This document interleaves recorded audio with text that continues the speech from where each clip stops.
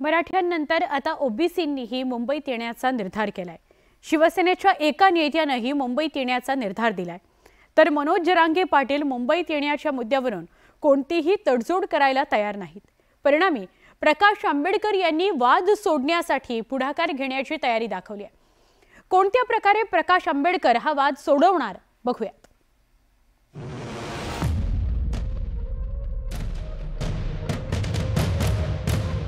मनोज जरांगे पाटील लाखो मराठ्यांसह 26 जानेवारीला मुंबईत धडकणार आहेत। जरांगे पाटील यांच्या ताफ्यात हजारो वाहनं सहभागी झाले आहेत। पुढच्या 2 दिवसात हा वाहनांचा ताफा आणि मराठा समाज बांधवांची गर्दी मोठ्या प्रमाणात वाढेल असा अंदाज आहे। कारण राज्यभरातून मराठा समाज बांधव अनेक वाहनं घेऊन मनोज जरांगे पाटील यांना साथ देण्यासाठी मुंबईच्या दिशेने रवाना झाले आहेत।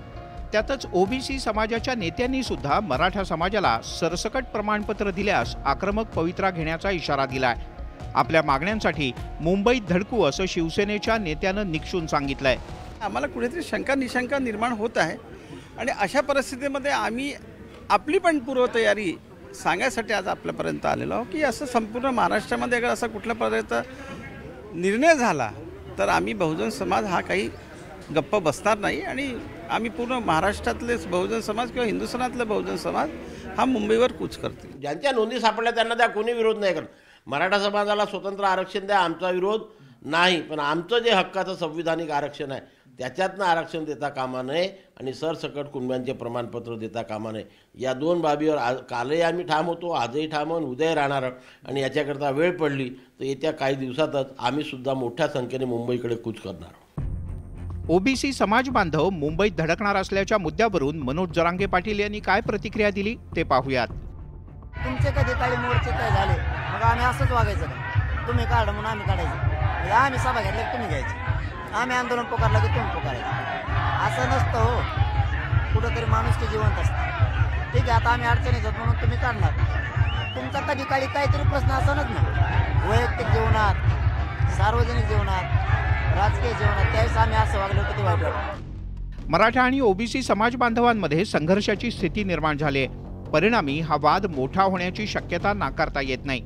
त्यामुळे वंचित बहुजन आघाडीचे अध्यक्ष प्रकाश आंबेडकर यांनी वाद सोडवण्यासाठी मध्यस्थी करण्याची तयारी दर्शवली आहे। मागच्या याच्यामध्ये सुद्धा समन्वय मीच घडून आणला होता। समाजी ब्रिगेड, त्याच्यानंतर जिजाऊ ब्रिगेड, त्याच्यानंतर इतर सगळ्या सकल मराठा संघटना ज्या आहेत ते एका बाजूला आणि ओबीसीचे असणारे जे प्रमुख त्यावेळेचे जे नेते होते त्यांचं चहा पाण्याचा कार्यक्रम, बैठकीचा कार्यक्रम, बाबा आपण गुणागोविंदाने या ठिकाणी राहिलं पाहिजे। मराठा समाज बांधव मनोज जरांगे पाटील यांच्या नेतृत्वात 26 जानेवारीला मुंबईत धडकणार आहेत।